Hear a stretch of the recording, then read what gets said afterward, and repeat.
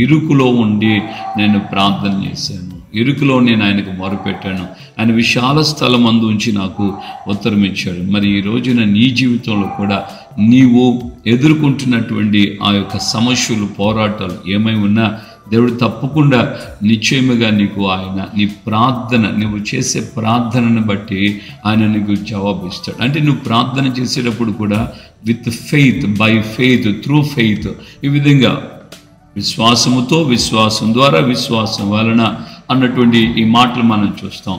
ఈ గ్రామటికల్గా మనం గమనిస్తే గ్రామర్లో, తెలుగులో కూడా మనం చేతని చేను తోడంతో అన్నట్టుగా మాటలు చాలా కాలం క్రితం ఉన్న మాటలే.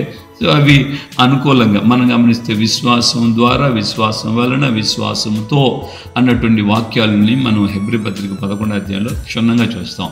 సో విశ్వాసము ద్వారా మనము ప్రార్థన చేస్తే